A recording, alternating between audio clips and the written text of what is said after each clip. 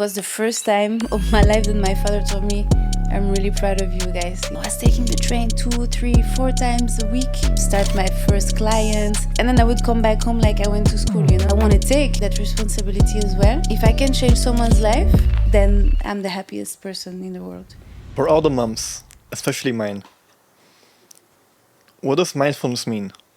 Mindfulness is a mental state achieved by focusing on one's awareness on the present moment, while calmingly acknowledging and accepting one's feelings, thoughts, and bodily sensations, used as a therapeutic technique. Youssra, welcome. This is a book called Mindfulness for Moms. And considering we have 2 guests on the podcast today, we have you and your baby. I thought I'd offer you this book. It's a book in which you'll discover ways of bringing mindfulness into your day, having your own self-care routine when you have a baby, breathing exercises to do with your children, how to prepare for a good night of sleep, and a 1-minute mindfulness technique. So I hope it can be of use. Thank you so much. My pleasure. Of course it will. Thank you. So sweet. Awesome. Thank Hey you. guys, how's everyone doing? We're doing well. Hope you're doing well as well. And today we're here with a brand new episode of the Success Show. And today we're joined by Youssra, entrepreneur, trainer, and soon to become mom. And really excited to have you. We have been friends for quite a while, and we've had many long conversations that I have learned so much from. So it's only logical that we have you on the podcast so we can share your knowledge to an even broader audience. And I'm super excited to have this podcast with you. So welcome. Thank you very much. Thank you for having me. Pleasure. Super excited as well. Well, let's start. You can Yes. further introduce yourself. Before you continue watching, please consider subscribing and hitting the notification bell so you never miss a future upload. So, like you said, I'm Youssra. I'm 28, almost 29 years old. I'm born in Belgium, originally from Morocco. 2 parents Moroccan. I lived almost, for now, my whole life in Belgium, and now I moved in Holland those last 2 years for work. Like you said, I'm an entrepreneur now, so everything changed for me. So, in the fitness part, in the fitness side. For a lot of people don't know, because I work in the fitness, but I'm actually a nurse as well, specialized in emergencies. So I did all my studies in Belgium. I worked there as well.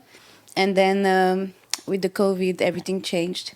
So I decided to focus fully on the fitness part and fitness business and to start my own thing. Mommy to be soon, like you said. To make it short, this is a little bit who I am. Like this, after I would love to talk more about my journey and who I am exactly. Yeah, awesome. Also, I didn't know that it's been so little time since COVID that you started with training. I thought you were training before that as well, right? Yeah, I was a trainer way before that. Since my 19, 20 years old. Yeah, I started very early. So it all started in Belgium, but I was working for myself as well, but at Basic Fit. Yeah, so I didn't have my own gym like today here in Holland. But I definitely started my fitness journey when I was 17. And when I was almost 20, I started I became a trainer actually already. What was the reason you started to train? My love and my passion with sports started way before, when I was 8.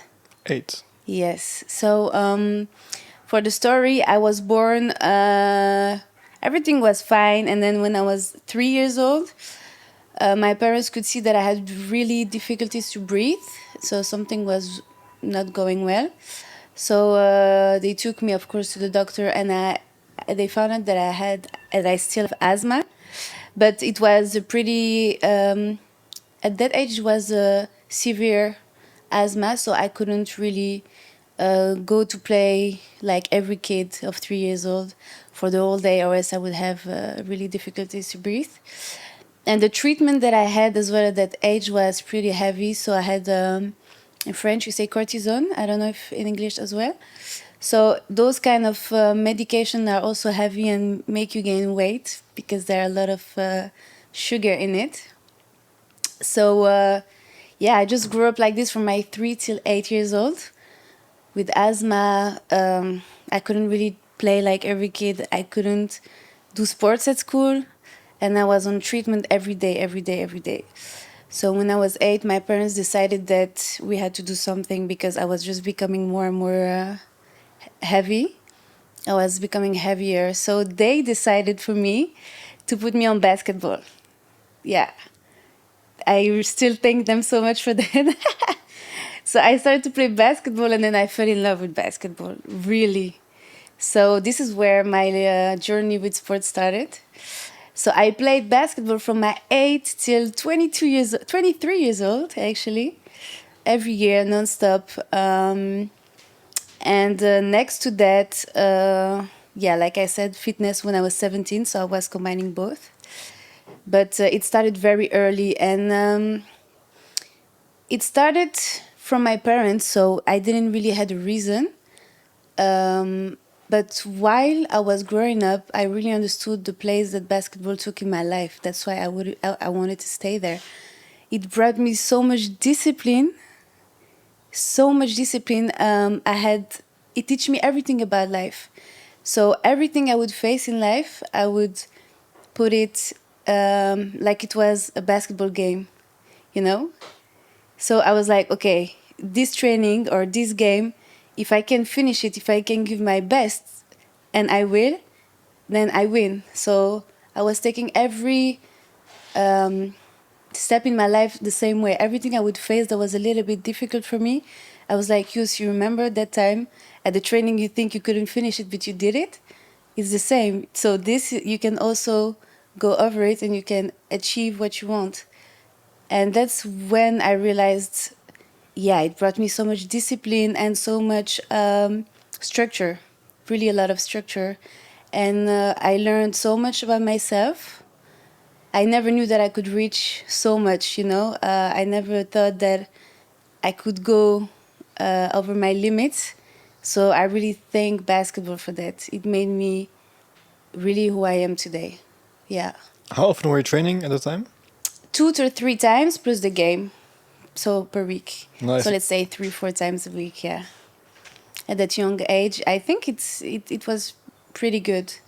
Would you recommend for every child to do a sport? Definitely. Yeah. Yeah, definitely. Like I said, I think you learn so much about yourself, you know, when you do a sport. But as well for the discipline and for, yeah, just learning about who you are, what you can do. Because most of the time, especially when you're a child, you discover yourself. You don't know what you are able to do. If you can do it, you think maybe you have a lot of dreams, sorry, but you think maybe that it's too big, you know, that you cannot reach that. And I think sports brings you really everything you need to believe in yourself and to fight for what you want. Yeah. And is that all types of sports, or do you believe some sports have that more than others? To me, honestly, I think and I believe every kind of sports. And I believe that a child should be also able to choose for what he wants to do. Yeah, it's very important that a child should choose his own path. I know we say it's a child, so he doesn't know much and he doesn't know what's good for him. But I think we should always let the children give a trial to what they want. Just give them the opportunity to show you what they want to do and give them the opportunity to choose, because then they can be fully who they want to be, you know? And you just hold their hand along the process. Exactly. Of course, you hold their hands and you should be there if they fall as well. And maybe sometimes you have to redirect them to say, okay, maybe it's not the best thing for you right now. Maybe we can look together to something else. But to force a child to do something that he doesn't want to do, it's really killing for him mentally. Yeah. In in your case, if you feel comfortable talking about that, did you have that in your education where some things you really wanted to do, but people around you were not particularly supportive of that? Yeah, definitely. Definitely, but that's also what made me who I am today. I was in love with sports my whole life. So once I finished my studies at 17, this is the only way I wanted to take. I wanted to become personal trainer. I already knew from 15, 16 years old that I wanted to work for myself, that I wanted to work in fitness, and that I wanted to play to a very good level of basketball. And this, no one could take it out of my head. But of course, when I explained it to my parents my parents for who I have a lot of respect, and they did everything good. They did the best to raise us, and I really thank them for everything they did, because I know everything they did was out of love and out of fear as well. They were really scared for me, and of course for my brothers as well. So that's why sometimes the decisions they would take would be tough, but it's all out of love. So my parents would not agree with that, because they don't know. They don't know what kind of life is the fitness life. They never heard that someone can earn money with fitness, and they just don't know. It's like, huh? Unknown. What are you talking about? So for them, the big dream would be that their daughter would be a doctor or a lawyer, or so it was very hard, because I had to go against them a little bit. So I tried to go against them, but it didn't work. I was 18, but they said, no, you can do basketball, you can train, you can do everything you want, but you're gonna study something. So I was like, okay, next to fitness, I think what I love the most is everything around medical. So, or becoming a doctor or a nurse. So I went by myself to subscribe to university to become a doctor. And I did my first year. And I understood it was not for me. I just understood that the lifestyle as a student at the university was just not for me. It was not who I wanted to be, because being that year at university studying doctor, to become a doctor, it just cut all my other dreams. I couldn't train anymore like I wanted, because I was training every day. I couldn't go to every practice of basketball. So to me, mentally, it was very difficult. So I had to let what I love for what I don't really put first. So after a year, I went back to my parents and I said, this is not for me. So they were like, what do you mean this is not for me? I said, it's just not for me. Yeah, look, I passed only 3 exams on 8. So I showed them my June results. Like, I don't feel it. So I said, okay, I'm going to try a last thing for you, Papa, Mama. I'm going to study nurse to become a nurse. And I will do my best, because I think this is going to fit me more. And if it doesn't work, then, we will see. Let's just give it a try, But it went very good, actually. So I could combine both. I could combine my fitness life, my basketball life, and studying as a nurse. And it went good. After 4 years, I got my diploma. So I became a nurse specialized in emergencies when I was 22. Amazing. And there was another dilemma again, that I had to go against my parents.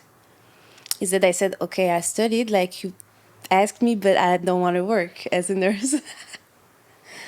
So they were like, again, unknown? What do you mean? For them, it's very hard. They come from Morocco. They did everything they had to do to have a good life, to earn money. And for them, the dream was just to have a contract, to work for a boss, and to have your salary every month. But to me, it was not. I don't know where I got that. I don't know where I get that mentality from, but it was new with my family. No one ever did that. So for them, it was, fear, but also maybe a little bit ashamed. what is my daughter doing? Because no one does that. It's new. No one did that. So I yeah, I went against them a little bit, and I started to work by myself as a personal trainer and a fitness trainer. And yeah, every month I was bringing them money, what I earned per month, to say, okay, look, we can actually earn money with fitness, you know? So they were like, okay. I was still bringing money, but they were not really, you know, they were not really satisfied. And it took them very long to accept it. I think it took them until I came here in Holland to open that beautiful gym, Immersive Studios, with Dennis. And then they realized that how serious it was and how good I was in fitness, actually. But I had to go against them a lot, against what they want. And yeah, I was feeling really lonely in my decisions every time because I didn't feel any support from them. So it was very hard. And it's even more pressure because you like, okay, if it doesn't work, you know what they're gonna tell you, right? They're gonna tell you, I told you, you don't listen. They'll just give you the look. It's enough. Exactly, the look, you know, like. So it was double pressure, but that's what also give you a lot of strength to reach that. And yeah, I'm so happy that I always wanted to fight for what I want, because today I'm really where I wanted to be, definitely. Yeah. I think also like what's important to keep in mind with this is that in 99% of the cases, like your parents will always be acting out of love. Exactly. And I know exactly what you're saying because I have the same thing. It's when they don't have a reference, like they see people that are like doctors and architects or lawyers, and that's like the safe route. You have a good salary, you have a good boss, you can raise your small family, you'll have a little house. But some people are just like that doesn't appeal to you, and for the same I have the same thing. And when they don't have a reference, we cannot blame them for that because they're like, okay, but what are you gonna do exactly? Yeah. Like, I don't really know actually, but I know I'm not gonna do that. I know I'm not gonna follow the system and do that. I want to do something different, and it takes some figuring out. And out of love, they will try to not make you go on that path because you're taking a Exactly. risk at the end of the day, and what you have done is extraordinary, and it's not meant to be like that for a lot of people. A lot of people will fail on that path. Being a personal trainer is you don't have like a fixed salary. You're taking a lot of risk. You're dependent on other people, and that is for every entrepreneurial endeavor you do. So yeah, like for all the people watching and listening, like if your parents have certain fears, you can't blame them for that. They will No. be this out of love, and perhaps they don't communicate that in the most loving manner.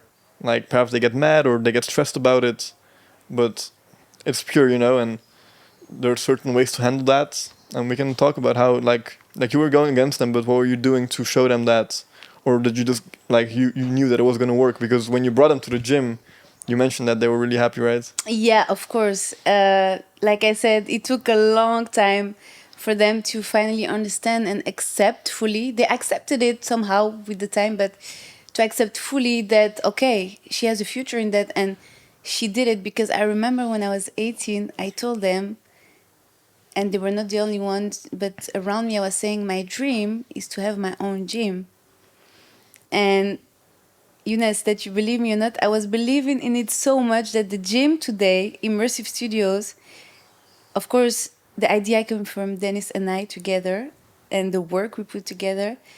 But there are so many small things that came already from that child, some ideas that came from that child of, 18 years old that was dreaming about her own gym. So, there are so many small details that I was already seeing myself that in that gym, that I would have that gym one day, my own gym, And I believed in it so much that it became real. You know what I mean? And of course, today, they are so proud. And they told us, to Dennis and I both, that how proud they are. And that feels really good because, to be honest, in my culture is something a little bit hard. It was the first time of my life that my father told me, "I'm really proud of you guys," you know? And yeah, we were a little bit emotional because I never heard him saying that. I knew he was several times, but the fact that he said it when he saw all the gyms, because we have immersive studios.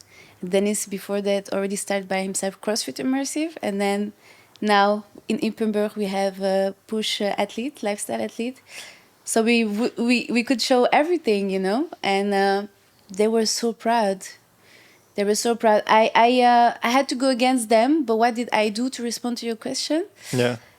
I did things that they still maybe they don't know about still today, because while studying to become a nurse, I was never at school. No, I was never at school. Only if you had, how do you say that? You had the obligatory class. So they would write your name, and if you're not there, then, you know, it's a problem. But I was never there. I was the whole day at the gym. I swear. And sometimes I would take the train. So where I used to live in Namen, in Wallonia, I had to take the train 1 hour to go to Brussels. But nothing happens in Namen, you know? It's like a small village. Nothing happens. So fitness life in Brussels was wow. So I wanted to be there. I wanted to learn. So I was taking the train 2, 3, 4 times a week with them without them knowing it. And I would just spend the whole day with people that are already trainers and just take notes, just start my first clients, just learn. And also, yeah, I did so many things. And then I would come back home like I went to school, you know? So it was like 4, I was calculating, okay, 4, I have to take the train at 3 like this. I have 4:30 at home, you know? Like I went It at makes school. sense to them. To them it made sense. They didn't ask where were you, because I'm supposed to be at school, you know, from 8 till 4 or 8 to 5. And yeah, it's a big risk that I took as well, because in my studies you never at school. So if I would tell them I never go at school because I want to do fitness, they're gonna tell me, but how are you gonna pass, you know? So yeah, I was doing a lot of things that were not really cool at that moment, let's say, but I knew I would do it, you know? I was just trusting myself so much. I was like, you got this. You just go do what you have to do. And when it was the exams in December and June, May, June, I would lock myself in the room and I started to discover every subject, because I didn't go at school, you know? I never went, I was almost never going to school. So I was just discovering, taking my syllabus. And I was like, okay, this is about this. Okay, this is about that. Making my own notes. So people actually were studying maybe, I don't know, 8, 10 hours, but I was almost not sleeping because I was discovering the subject, trying to understand and study what I had to study, you know? But thank God I always passed everything without any problem, you know? And this is what I did for 4 years. So when I finished school, I was also ready to kick everything in the fitness, you know? I did so many module training. I already did my module of personal trainer. I paid it by myself. They never knew. I paid everything by myself. They never knew, because I was working as a student as well. So I just tried to make it work, because I was like, I know one day I will just have that gym. I will just be in that life that I want to be, you know? And yeah, basically that's what I did. And yeah, I think they don't even know that today. But still, I have to tell them one day eventually that, you know, I was not going to school. I was doing that and that. I think they're going to laugh about it today, but at that moment, Yeah, no go. no go. No go, definitely. Yeah. I think you could describe it as calculated risk, right? Yeah. Because like I think also when you're young, between the age of let's say 18 and 28, something like that, personally I feel like that is the time where you can take on the most risk. Yeah. Because you don't have the baggage, you're not really, in most cases you're not paying for your house, you still will live with your parents if that's the case. You have very low overhead costs, like in comparison to when you're older. and quite simply, you have less responsibility outside. You just have yourself. You have to feed yourself. You have to take care of yourself. When you get older, when you're 35, you have a child, you have a wife, to take care of your family, you have more responsibility. It becomes really hard to go to Brussels, to take the train in the morning, go back. No, your wife will be at home or your husband will be at home, and we're like, what's this? Exactly. You have certain responsibilities. So when you're young, like taking calculated risk is always beneficial. And the best thing is that if it fails, then you learn something from that. And you have to recalibrate, look at the situation, and how can you do it better. Because I'm sure plenty of things also didn't go as you planned when you were doing that. Of course. Are there any things that, like any hardships that you encountered back then, besides already that you had to hide all those things, because that's not easy? You know, to be honest, at that age, it was maybe the best age of my life for now, as in taking risks, like you said. You're not scared of anything. Today, maybe I'm almost 29. I can see that sometimes I start not to be scared, but I calculate the risk. Okay, not okay, you know. And back then, I wouldn't even think. I was like, just go for it, you know. I wouldn't think, yeah, there is a risk or this or that. So I didn't, to be honest, I didn't experience that much hardship at that moment. Everything, really, everything worked out, you know. And that's how also I knew I was on the right path. Everything worked out. Everything I did, everything I wanted to do, it was just boom, you know, following me. And yeah, it was nice. But where I found a lot of problems was after. Um, like I explained before, I started to work by myself after my studies. And after a moment, I was earning good, of course. I was doing what I had to do, but after a moment, I was already thinking, okay, I want to buy a house. Um, I'm very young. I think I can buy a house. But my income now as self-employed is going to take me 3 years and blah, blah, blah. So I was thinking, should I go back to working as a nurse, but, you know, combined with my personal trainer lifestyle? So I did it eventually. I find work in Brussels as a nurse, full-time job, very good contract. I was earning for 30 hours a week. I was earning like 1,700. But to me, it was perfect because I had my other income next to it. You know, I just wanted that contract for a year. I was like, let's just work a year as a nurse, then you can give all the papers you need, and you can just buy a house. And everything worked out good. I even decided to move to Brussels that year. So I was still living at my parents before. So I could put all my money on the side, and just if I needed something, I had everything. I could help them, you know. That was also something that I always wanted to do. If my mother needed anything, I would just give her. She would go to Morocco. I would just book for her the ticket. I felt good, you know. Book for her the ticket, just give her the money to spend there. And I was really living on my own bubble, in my own bubble, you know, everything going well. And I moved to Brussels because it was easier for work. You know, always the train and blah, blah, blah. It was too much. Once I moved, after a few months, I got fired. I got fired for a reason that I didn't even understand, and I'm not even sure I still understand today.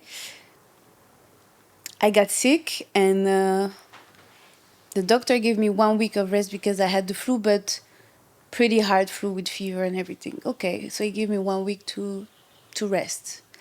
So I sent that certificate that I can stay 1 week at home. And after 3-4 days, I started to feel better. And me, Youssra, being very, training every day and being really addicted to training, while I saw that I was getting better, I went to the gym after 4 days just to train, you know. And when I trained, someone from my work saw me. So I don't know what happened, but when I came back to work after that week, I got called by the boss in the office. And he was like, yeah, we have to tell you goodbye. So I was like, okay. Yeah, we have to tell you goodbye because you were sick, but you were still doing your work because they knew I was personal trainer next to it. You were still working for yourself. So actually, you're missing work, but you do your other job next to it and everything. But I was like, no, I was not working. I was just training for myself. And I don't know what's the problem. So he was like, yeah, my company doesn't fit your spirit a little bit too entrepreneur. You are too entrepreneur for me, you know? So what he wanted is just like, yeah, people following exactly what he wants, what he needs, without giving their own opinion. And I was not like that, you know? So yeah, he just fired me. And that's when everything started to change because my new lifestyle and my new life was based on those two incomes. I had that income to pay everything that I needed to pay, and the rest to put on the side and to enjoy, make my parents enjoy. So everything went wrong. Everything went wrong. And I had a crazy rent to pay every month also because I had a nice apartment because I could afford it at that moment. So everything went wrong. I started to struggle. I was late in rent. I was calculating everything, then putting pressure on myself to, of course, make more money with my clients, you know. So I got a lot of debts. Yeah, I got a lot of debts in a short time. And that was new for me, you know. It was like, boom. It was really a shock. And yeah, I was like, is it everything coming back to my face? I don't know. But it was a big shock. But, you know, I was like, okay, wake up, find another job, it's fine. And after a few months, I found another job again. And I got fired again. I got fired again. What was I the reason swear. this time? I don't remember the reason, but I think it was also, every time I got fired, every time, only twice, it was always I was too entrepreneur. I was not feeding the company because they wanted just people who follow what they do without saying nothing. And you know what I mean? So they were always, even at the job interview, they were like, okay, we can see that you are really someone entrepreneur and you have your own business on the side. So they knew, you know, they knew what they had to deal with. And somehow it just didn't fit them again, you know?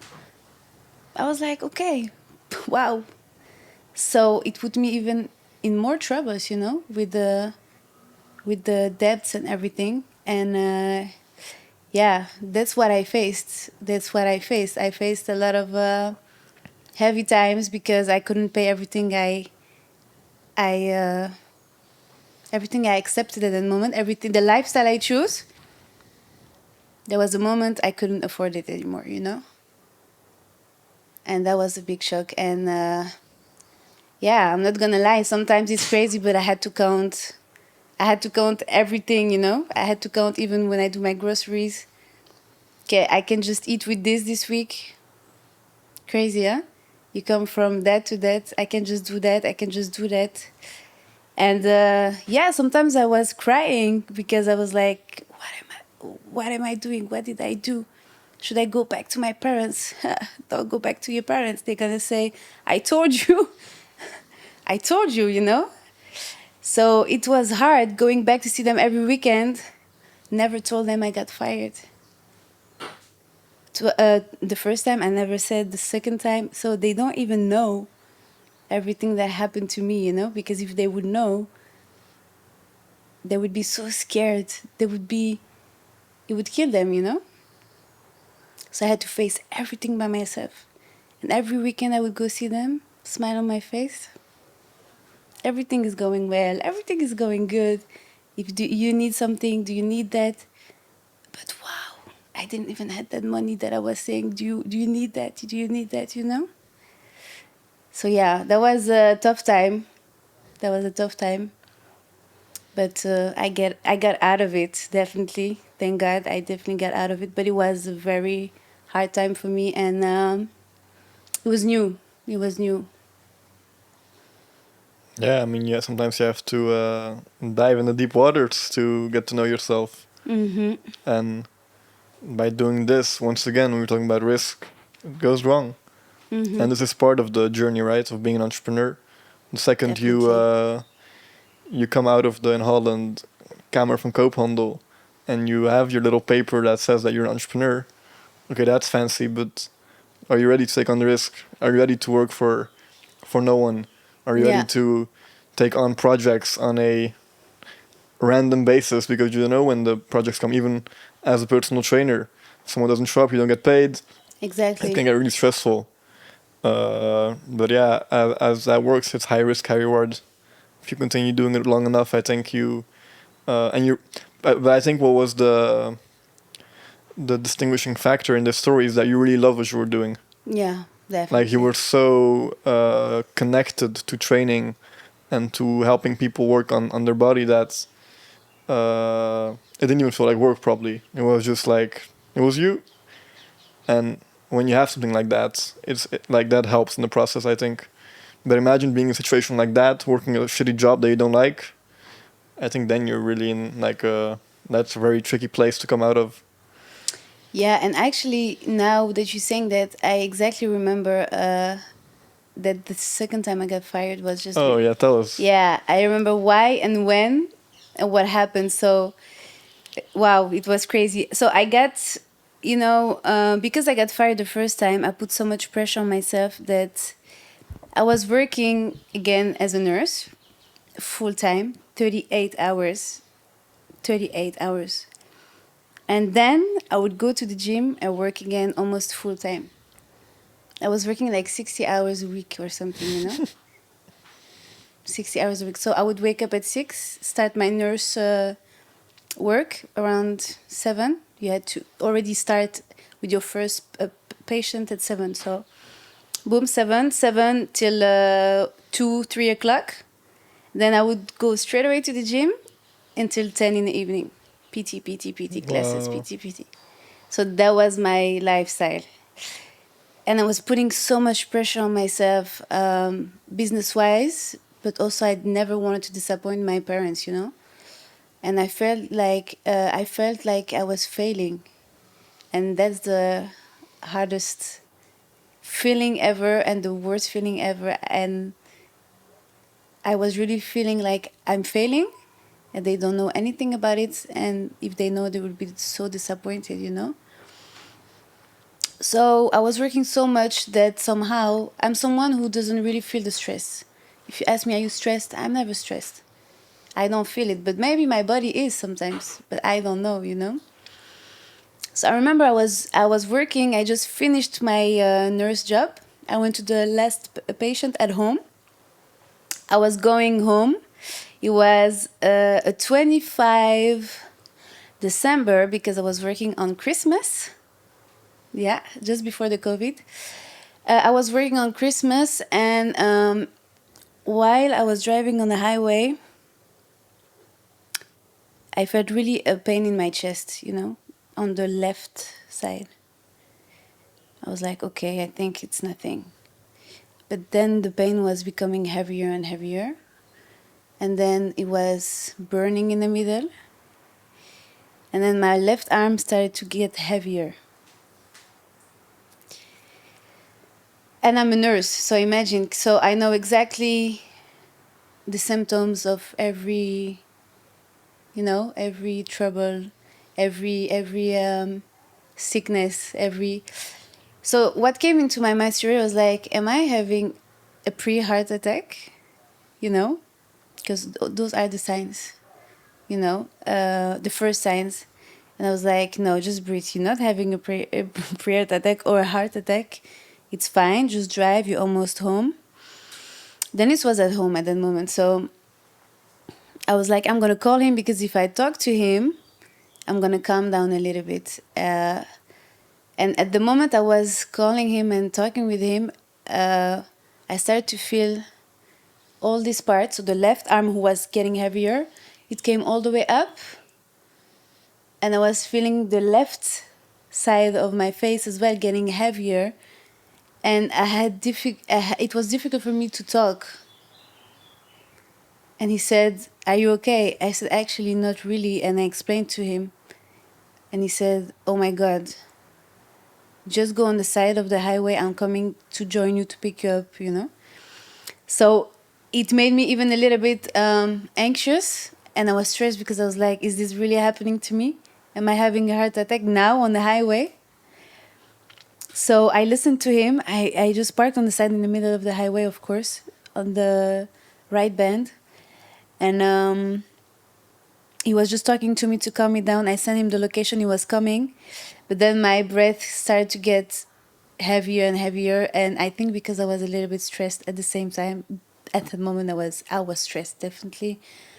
I couldn't really breathe, you know, and I couldn't feel my mouth. So eventually he came. I was not that far. We went to the emergency, and yeah, they did some blood tests and everything. They checked my heart. So on the how do you say that?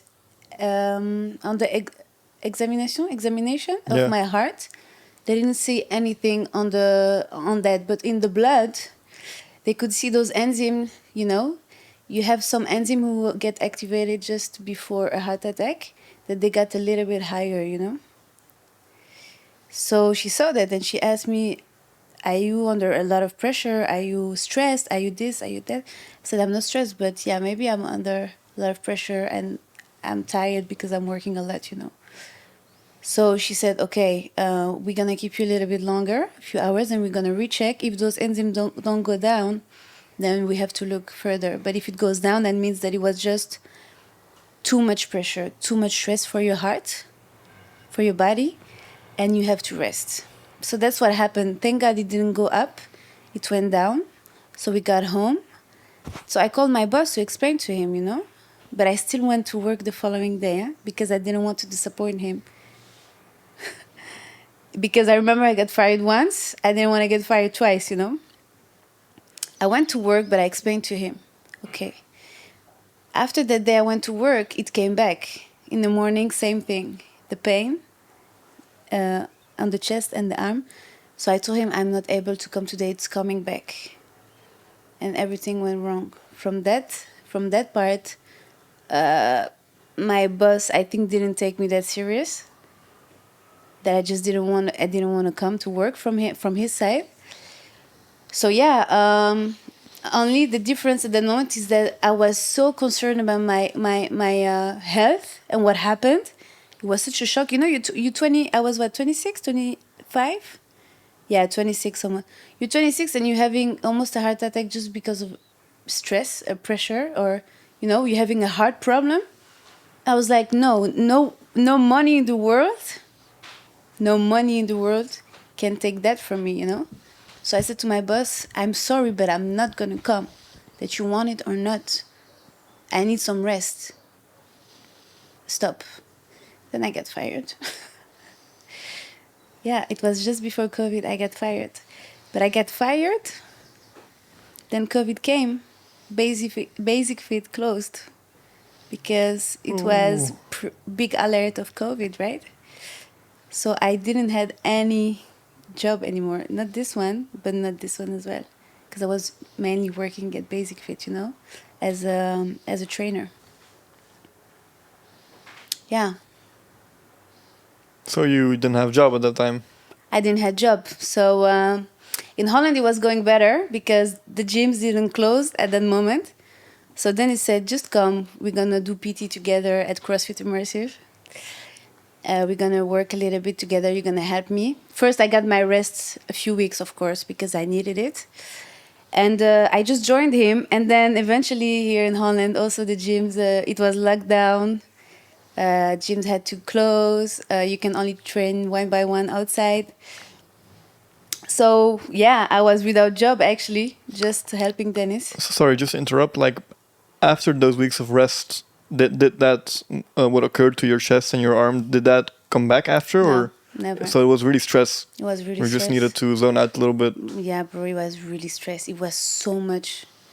I put so much pressure on myself. also in my personal life, because like I said, I wanted to, I wanted to do everything for my parents. I wanted to, I see big for them, and I want to, everything they did for me when I was younger, I want to give it back, And I put too much pressure on myself, working 2 jobs full time, for a year, nonstop. So I think it was just too much.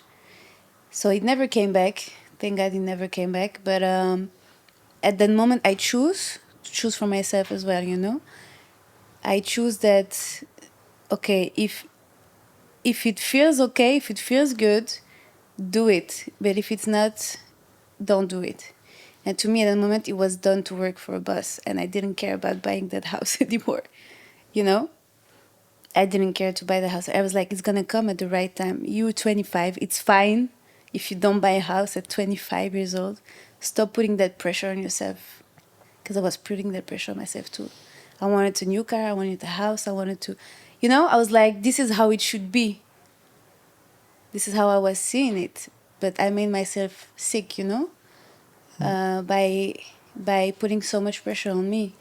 So I just took it easy, and I was like, we start from zero again. It's fine. Let's start from scratch. Sorry, let's start everything from zero. And I came here, no job, no job. Of course, I had Dennis, so it was nice. I worked with him in his gym, and then came the idea of immersive studios. Before we move on to immersive studios, which is on itself a super exciting topic, I want to talk about like health is wealth, because you were chasing a lot of can we say materialistic things? Yeah. You're chasing a house, car, Yeah. a type of lifestyle, we can say, and that's great because it made you work so hard. But there is a certain limit to that, right? Because the second it starts costing you your health, is it still worth it? No, bro. No, it's not. It's not. And that's what I realized. To be honest with you, I don't even think that at the moment I was putting that pressure on myself, but it was more.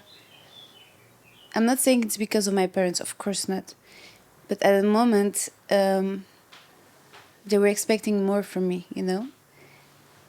out of love, once again, out of respect. So I had that pressure, and I put extra pressure on myself, because they told me several times, of course, now you should be able to buy a house. You should buy a house. How come you cannot buy a house yet? You've been working so hard and blah, blah, blah. So I put that pressure on me, but I had to learn how to say stop at that moment. Stop to them as well. So that story, I said it to my mother, but not to my father. I said, this is what happened to me. I was driving. This happened. This happened. So my health is not on the right path right now. So I'm gonna slow down, and I don't want to hear anything anymore. Anything about, okay, you should do like this, maybe you should do that, because it gives me more pressure. Of course, they just want my good, but I couldn't handle it anymore. And it doesn't worth it. Of course not. What are you gonna do without your health? What? Nothing. You can have all the money in the world. You can have everything, but what if you cannot walk or stand in the morning anymore? Or if you cannot just open your eyes, see people that you love, talk to people that you love? It doesn't worth it. Today, it's not about that anymore. I just don't care. I just don't care. I wanna be healthy. I wanna inspire people, and I just wanna be, like I said, a good source of inspiration to do better in life. But the rest, the money, doesn't Yeah, I matter. mean, like to relate back to that, I think money is really interesting, right? Like Of course. financial freedom is something that I feel like gets bashed a lot. It's like money is bad, and you don't need like, to a certain extent, money is a currency, and it can be used to achieve financial freedom. I think there are three pillars in life that are really important. There like when you're young, it's really hard to attain that. But now with social media and like online ways of doing business, if you really want it, I think you can.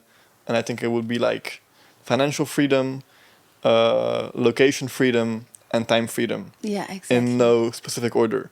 If you have those three things, then you are completely out of the, you can like move around the system, you can kind of have your own rules to play by, and everyone has their own goals, and I respect that.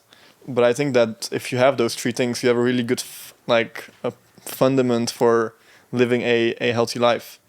And money is one of those things, right? But then there's the but.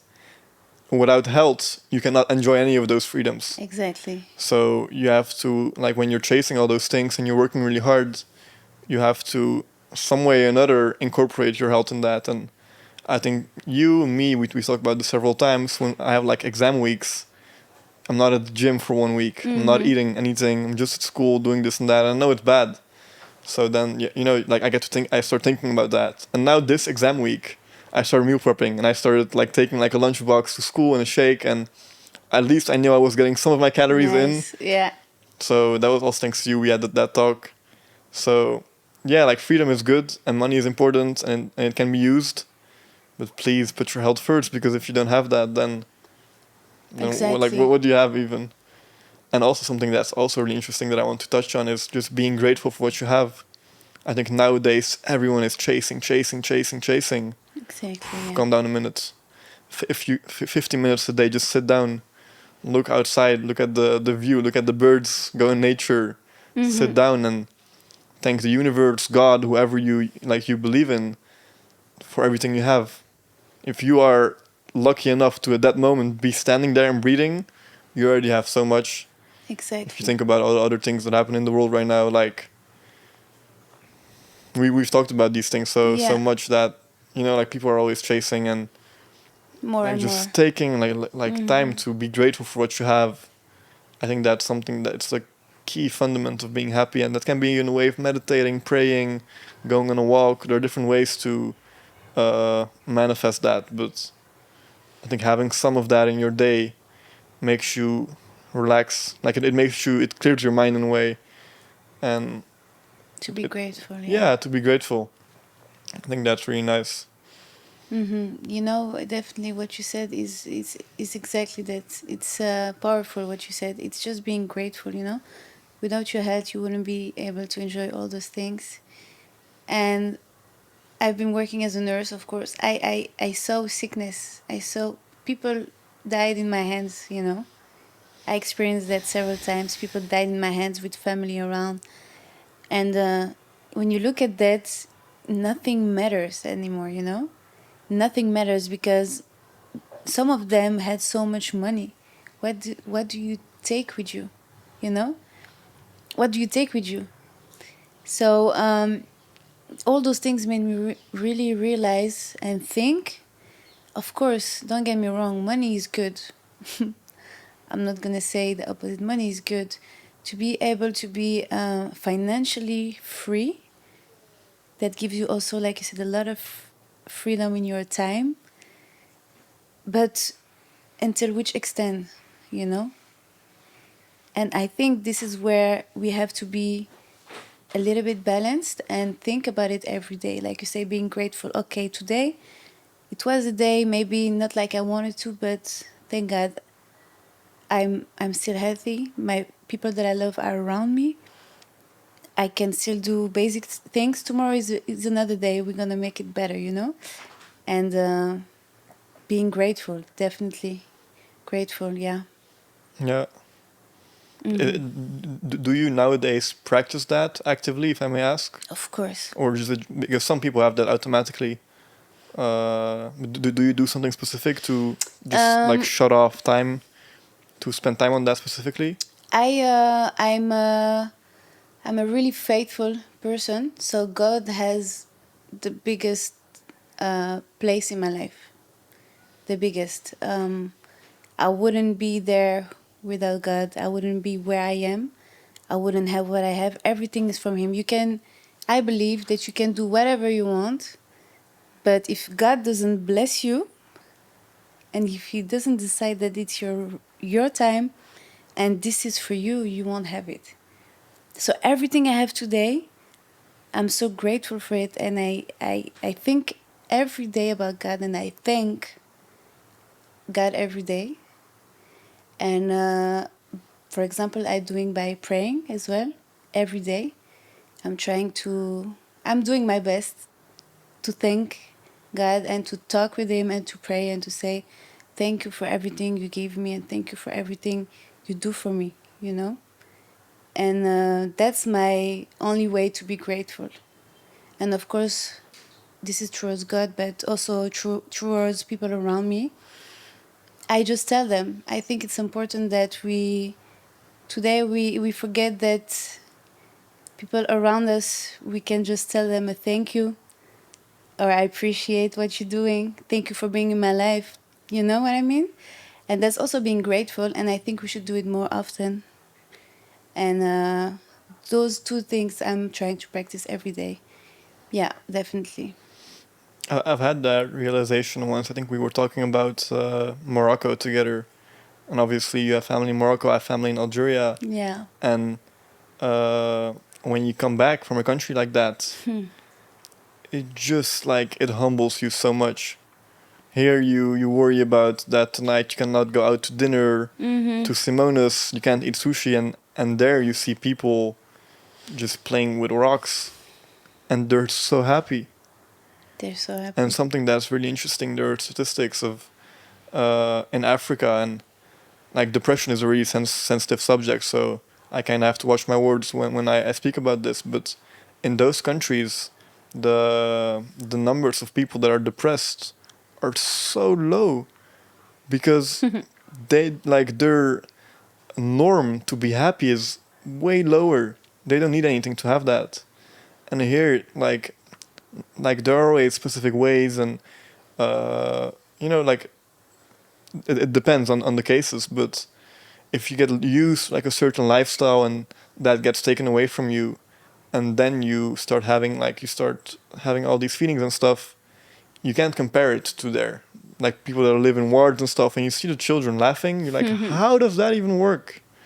Even now, what's happening in Europe also, like it's a different kind. Like they're built different in a way, and when you visit a country like that and you come back, I think it's the most humbling feeling ever because you come back and you're like, come on, Eunice, like what are you crying about not being able to play games at night or whatever? Yeah. Like people don't have anything there. Exactly. Be grateful for what you have, and I think that would like to make the world a better place. You start with yourself, and if you can implement that to yourself, then you can start, you know, expanding that towards other people.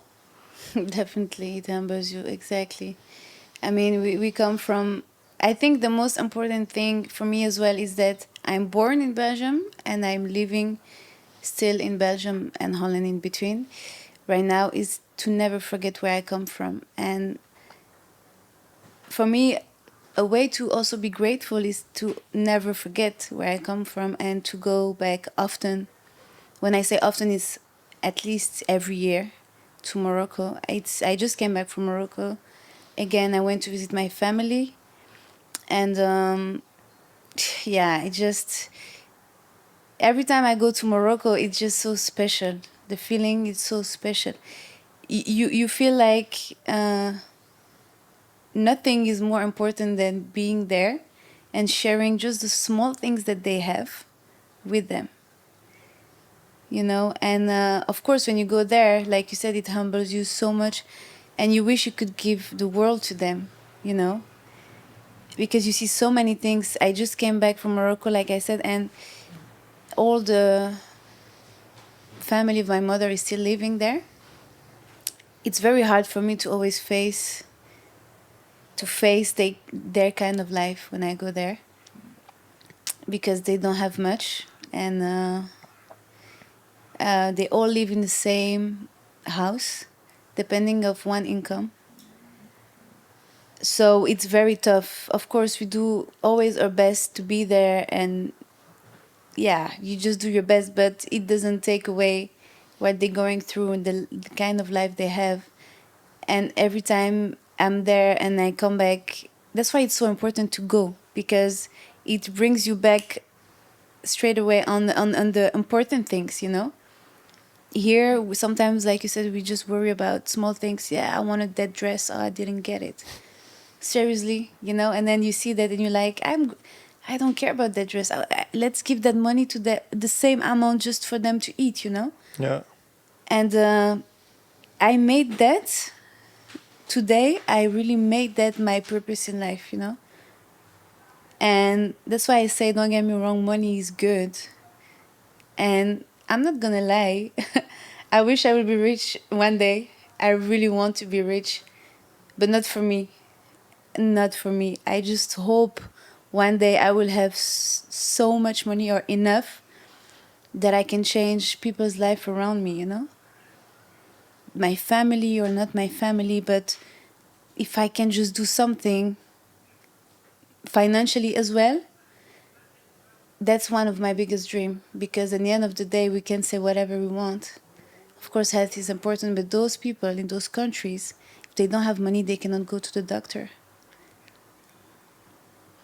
Yeah. So money, okay, but until, yeah, which extent, of course it's also very important, you know. And yeah, I think that's one of my biggest purpose in life today. Yeah, yeah, it just comes back to like even for myself, sometimes I catch myself. I'm like, I'm so privileged sitting here with these beautiful mics on a nice sofa. I'm so privileged to be here. And when that realization kicks in, it serves as a really driving power. When I think about the things I want to achieve, I want to help my family in Algeria, for example. And even my mom, like, I'm so blessed to be raised with such an amazing woman. She always told me like if you ever have a lot of money, like you cannot go and buy 400 euro shoes. Go buy them secondhand if you really want them. Yeah. But you have seen the people in Algeria how they live. You're not gonna like. First, you have to take care of that, and then you can do the things that you want to do. If you want to go on a nice vacation, sure. But if your family is out there and they're not doing well, then how can you live How with can yourself you? like that? And I'm so happy that those values got installed in me young. And I mean, it's the exact same thing that you're mentioning right now. So yeah, just also actionable advice. If you ever have the possibility to go to uh, a country that is not as developed as the countries like in the West or US, from wherever you're listening from, like that's such a beautiful experience that you can learn so much from. Yeah, definitely. Yeah, Human experience. Yeah. yeah, Yeah. So like you said, it's values that we are very grateful for having from our parents, definitely. And I think we want to give the same values yeah. and principles to our children, you know, because yeah, at the end of the day, that's what matters. Helping the other one, helping each other. And talking about teaching children things, I mean, you're going to become a mom very soon. Maybe you're already a mom Inshallah. when you're Yeah. watching this. Yeah. Are there certain values that you thought about that you particularly want to install in your child? Because I read something really interesting by Jordan Peterson. He's a psychologist and a really interesting speaker, and he was talking about that as a parent, or at least as a dad, he said that I don't want to be my child's best friend. I want to be someone that he looks up to, because if you're his best friend, that means he's gonna treat you like your best friend, and you can still have fights with your best friends. He said, I don't want that. I want my child to respect me. I want him to give the lessons. And if we're best friends, then like we're gonna talk to each other. No, no, no, no. I want a position where I can tell my child what to do. And you're like, oh, but that's so hard. Your child should discover on himself. No, he's a kid. He doesn't know shit.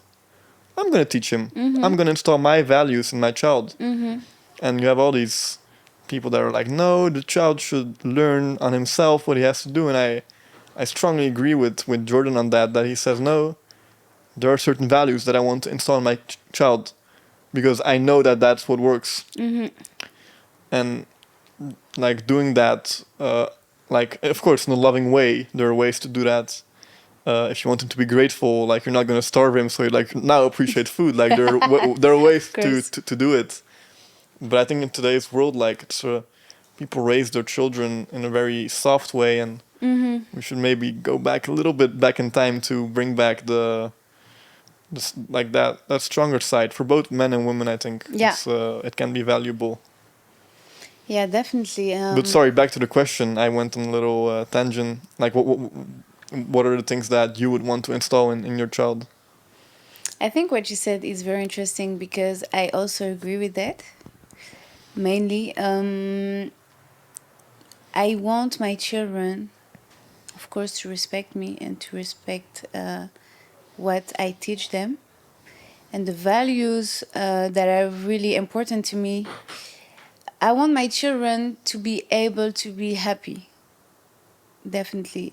Being happy, that means that I think as a parent, I think it would be hard to see that your child is not happy, based on only you choosing for them. So I mainly agree with you that, of course, kids don't know until a certain age. Yeah. Don't get me wrong. Until a certain age, they don't know anything. They don't know, so we have to show them. But you also have to be able at a certain age to let your child fly by himself a little bit. If I take my example, my parents did everything good. The way their education, the way they raised me and my brothers as well, because we get, of course, the same education, and we've been raised the same way, is similar. But all of us, we are different, And I know I made some choices that were not, they were not really what my parents were expecting from me, and based on the education they gave me. But they learned how to trust me at a certain age based on the education they gave me. Okay, now we know we raised her well. We did our best. She's at the age that she might take decisions we don't fully understand, but they trust in me. And I wish I can reach that with my children as well. The values that I got from my parents and the principles, but that somehow I should be able to say, okay, now you can choose by yourself, and you can... I trust you, I trust you. I know I raised you good. I know I gave you everything you needed to know. And I trust you, but I'm also here. So if you need anything, you can always talk to me. For me, the communication is also a big value. Because when I've been younger, I was not able to communicate like I wanted with my parents. And that's something that I was always thinking, okay, I want this different. If I become a mother, I don't want to be best friend with my children, exactly like you said, because there is a form of respect and a form of role model. But I want to be able that they could speak with me, they can communicate with me. Super important. Yeah. The very fine line between the two. Like the Exact. whole thing about not being their best friend was that you only get two parents and you have an infinite amount of best friends. Exact. So parents do parents things and best friends do best friend things. Yeah.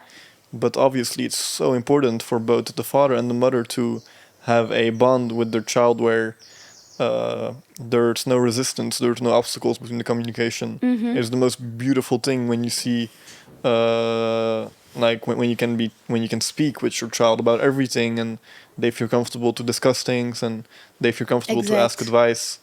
I think as a parent it's your responsibility to build a bond like that with your child. And I'm sure you'll be great at that because you, even in your job now as a personal trainer, when I see you train, you're talking so much with your clients and people open up to you, they get emotional, they let everything out there. And if you can do that with clients, then I'm sure you'll be able to do a great job at that with your child as well. So thank you. I hope so. I think as well, but the challenge comes at the right time. Yeah. So we will see when the baby is there, definitely. But yeah, I hope I will do my best. I will definitely do my best. amazing. Yeah. Are there any things you're in a way nervous about to become a mother, because it's something big, right? Yeah, it's something very big and it's something I always wanted. So I'm really excited and I don't know, for now I'm not nervous at all. I think it's a good thing. I'm just excited and I'm really happy because it's one of my biggest, my biggest hope that becomes true. And no, I'm not nervous. I'm just excited now. I have just 7 weeks left for the baby to come normally if everything is fine, and I'm really excited. I just can't wait to embrace that part of my life. I'm really ready.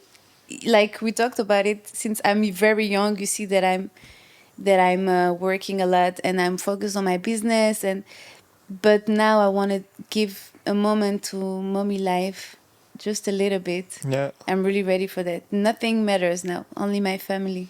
yeah. Yeah.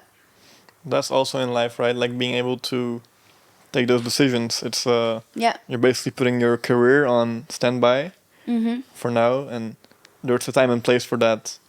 Was it hard to make that decision to be like, okay, now it's time for that? Like, how did you decide on that? I'm not gonna lie, because I know also a lot of people who would see this would say I'm lying. It was not easy, not to take a decision to be a mother, because that's for sure I won't. But I realize now I'm still working right now. I'm still working full time. So I'm almost to my due date, but I'm still at the gym. I'm still training. I'm still training my clients, because somehow it's hard for me to let it go a little bit. Yeah, my life is based on that. My daily life until now was only my job, because it's more than a job. It's a passion. It's what I give to people and what they gave me, the energy, the vibe, changing people's life. That's what makes me happy. So it's a little bit difficult for me to leave, and also I create some links with my clients, that it's hard.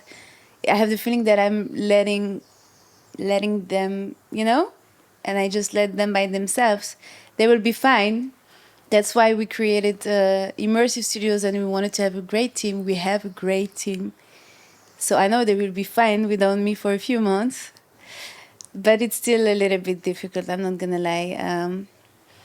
So now I plan to stop in 2 weeks to work, maybe 3. So I have to make that choice, but I wrote it down for me. I was like, okay, Youssra, normally from the 10th of July, you're not gonna be at work anymore. It's okay. You have to come in your mommy life and just, yeah, Yeah, prepare. prepare for that. That's it. Finish. Yeah. Yeah. And you quickly talked about immersive studios. Mm-hmm.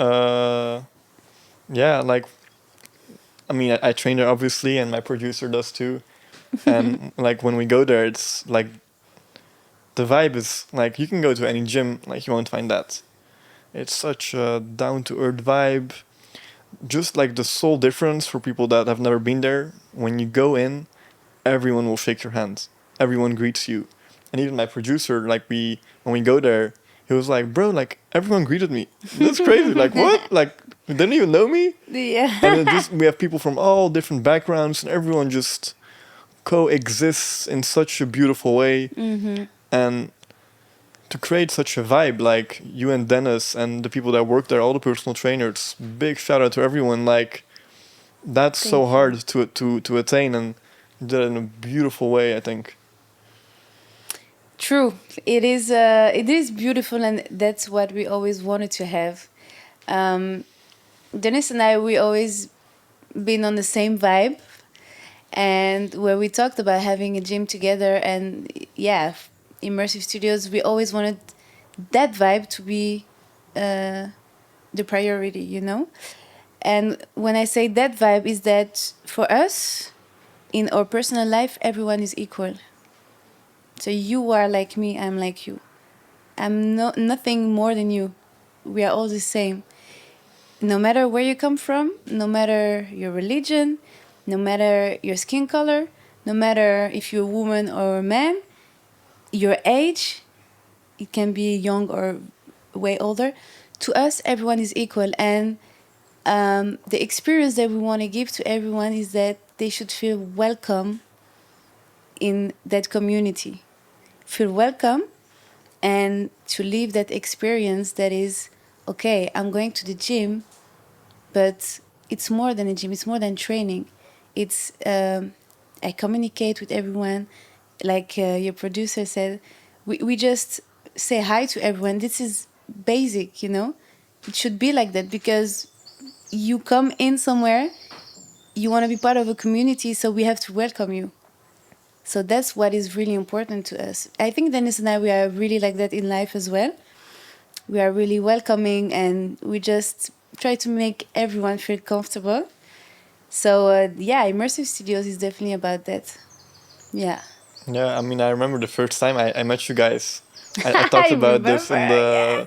in the Dennis podcast, the very first podcast we made. I Yeah. just walked up to you, and Dennis was in a horrible mood because he just you were guys, we were at the restaurant, and We got bad food. the food was horrible, and I just went to him, and he was okay.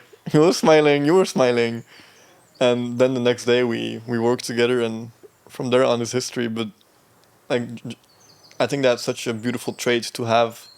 It's really humble. I think you're down to earth. You treat everyone as equals, because I think the danger with success, and we call this a success show, but it's not about attaining success. It's at a certain level you get the success. Mm-hmm. And when you open a gym like this and you have people with very big names coming to train there, and things are going well, when you attain that success, things can get a little bit to your head, and you can Yeah. like your ego starts growing, and you start just acting out of place, like you. And it's a natural thing because things are going well, so you change. But I think the art of mastering success is, as you talked about, just knowing where you come from. You're Youssra and I'm Yunus, and we shouldn't change that because Mm-hmm. that's our core nature. And of course, you'll change and you'll grow and you'll learn, but like the arrogance and the acting out of place, that I think we should try to minimize that. And with success, have you experienced that when things were going well, you, at least for me, I'm like, okay, Yunus, calm down. Things are going well, but you're still just a student, and you have to get your homework done like everyone. So Yeah. I think, to be honest, I didn't experience it in that way. I've been always very aware that I think it's just in me. I've been always very aware that I'm like everyone, you know. So I'm really like everyone, and of course I'm really proud of ourselves with the team, that we have such a nice gym, and that we have, like you said, artists, influencer, like big people coming, you know. But to me, it doesn't matter. You know, it doesn't matter why what I say, but it doesn't matter is that it doesn't matter what they do. I love them for who they are, and I respect them for who they are, not as an artist or influencer, but their personality. For example, we have, like everyone know, I think we have Frenna who comes to train, and it's funny because I realized after a long time, I didn't realize, but Frenna, I never call him Frenna, I call him Francis. That's his name. yeah, You know, that's his name. And until today, I just, yeah, I just call him Francis. And because I want to show, and I think I just really feel that it's just about their personality. They're just human beings like us, you know. Of course, they are huge artists and so talented, and I'm really fan of their work, but they come to us for another thing, for another purpose, you know. yeah. And yeah, so I think if you put that always first, human being, we all equal, you remember, then we're all the same, and that brings a nice vibe in the gym because they can be themselves also, and they are chill with everyone, no matter who it is. Yeah, exactly. I think also those people that have a really high status, they seek that, Yeah. to just come to a place where they're not treated, and they can, of course, like if you see him, like he likes to take a photo with you, but Mm-hmm. at some moment he likes to turn that off as well. Still, those people are still human beings, and they also like that calmness. And I think what you and Dennis do so well is that to treat people like people and not like aliens that are like, whoa, you're amazing. Of course they are. Yeah. But they know. They know it. So like when they go to the gym, it's a way to, I think, for them also to detach from that and to just solely focus on their work and passion. You have to respect that, yeah. Yeah. Yeah, definitely. Are there other things that you find really important in the gym to like core values for the gym? I don't know, like everything is natural because it's just the way you you and Dennis live, and you project that in the gym. Are there other things that you actively seek in the gym, in the way people work together, or? Yeah, like I said, I think the main values for us, and that's what is gonna make everything work, is the respect and the equality. We just talked about how many type of people we have in the gym, different type of people. We have everything. We have, like we said, artists, influencer. We have doctors. We have lawyers. We have every type of people, but they have to feel all equal. They have to be able to be in the same atmosphere, in the same room, without feeling that someone is higher than the other one. And that's for us so important, and it's based on respect, right?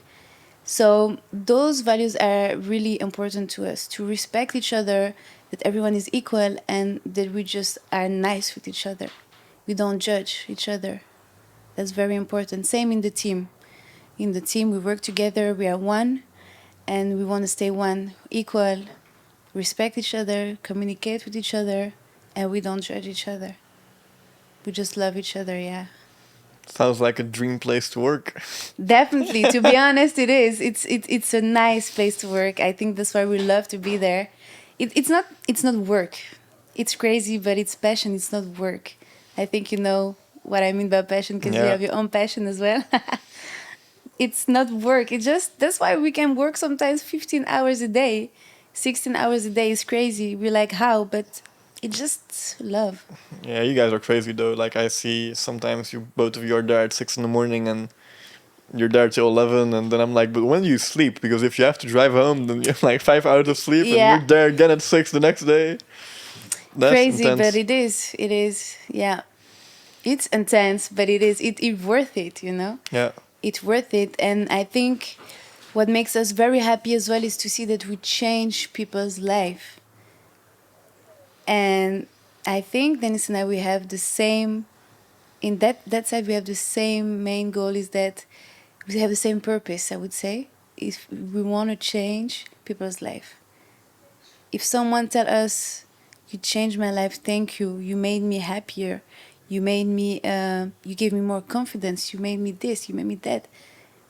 To me, it means so much that money that he's paying me, it brings so much love and joy in my heart, because if I leave this earth, I'm not going to take that money, that he paid me with, but I'm going to take that good deeds, that I made someone feel better, that I took care of someone, And I think, for us, that's the most beautiful thing. Sometimes we are very tired.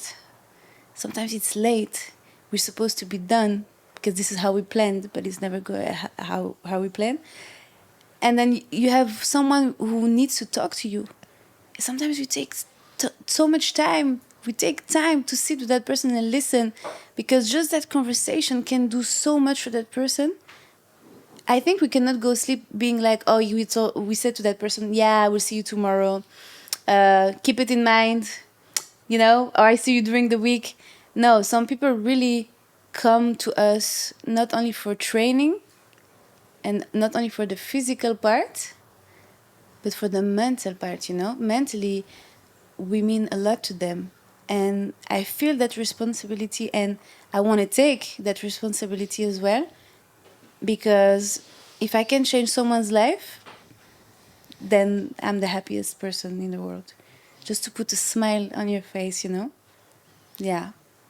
Was that a active search? Because like obviously you did your qualifications to become a trainer, but now we're really talking therapy. We're talking about being able to listen. Being able to listen is such an amazing skill in everything in life. Is that something that you actively tried to learn, or is that something that was just you from the beginning? Um, I think I didn't.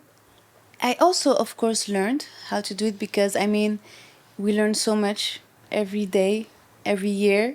So I learned a lot from not being a trainer to becoming a trainer. Wow, today with this mic.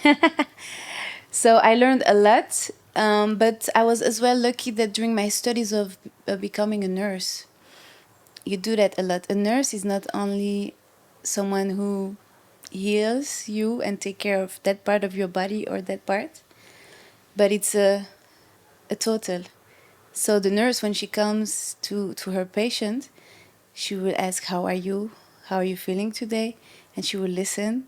While doing her job, she would listen. Sometimes even I would sit with my patient and just listen and talk because, yeah, you cannot leave someone who's feeling sad.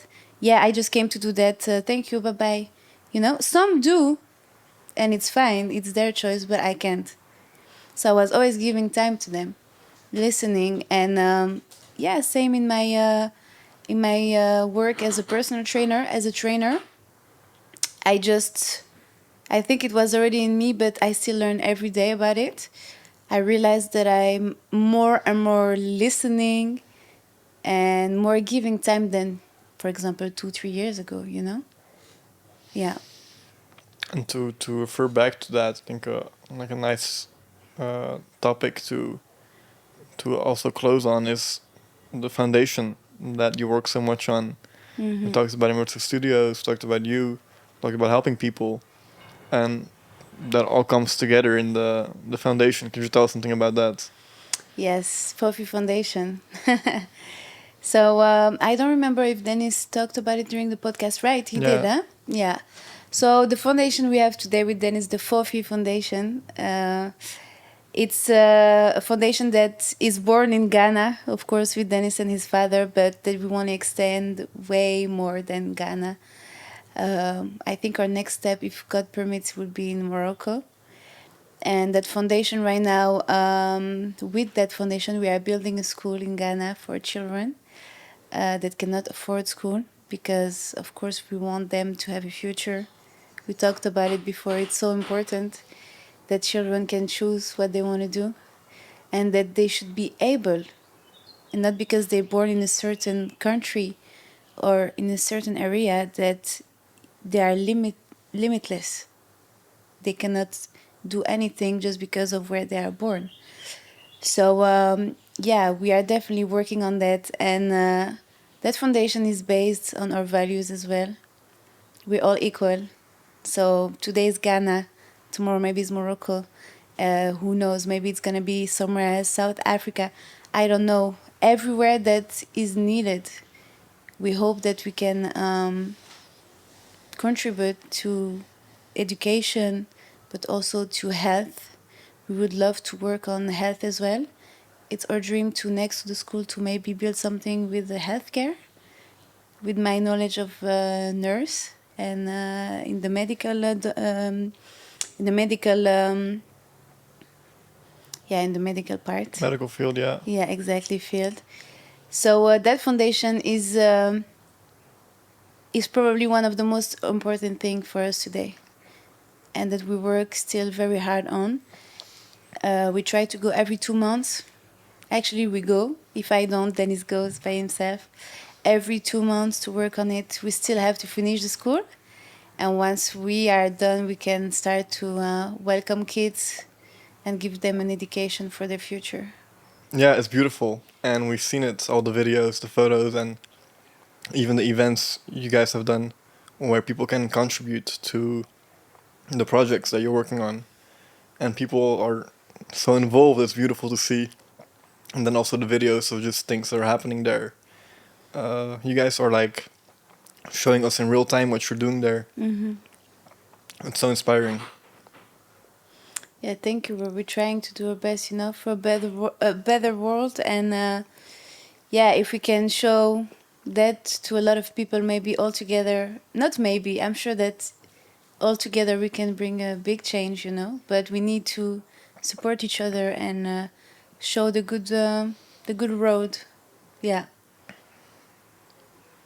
I think on that note, to end the podcast, we can end with the question, what does success mean to you? To me, success, in general or for myself? Both. I'm gonna make it in one word. It's just to be to be happy. For me, success is to be able to be happy, but truly happy. You know, not just the happy that yeah, I'm happy. To be in peace, happy but in peace. For me, that's success, and that's why I really, in this stage of my life, I'm not there. I'm not where I want to be from business perspective and everything. But I'm really feeling like I'm successful because I'm in peace and I'm happy with what I have today and where I am. Yeah. It's beautiful. I think to sum that up, it's like being grateful with what you have, but being hungry for more Yeah. and constantly chasing that. It's a beautiful definition. Thank you, Youssra, for coming on the podcast. Thank you for having me. And thanks for everyone who watched and listened. If people want to support Apoe Foundation, how can they do that? Yes, very good. I wanted to talk about it. Then my pregnancy dementia made me forget. So if you guys want to contribute to it as well, we have a website, fofifoundation.com, where you can donate, where you can also follow everything we do there. We have the Instagram Fofi Foundation, the Facebook page Fofi Foundation, so we are a little bit everywhere. And you will find all the details over there to even reach to us or to just be able to donate and contribute to the foundation. We'll make sure to put all the links in the description and everything so you guys can easily find it. And thank you. Thank you, bro. Thank you very much for having me. Awesome. I'm the most brutal and vicious and most ruthless champion there's ever been. Yesterday, you said tomorrow. So just do it! You should be a monster.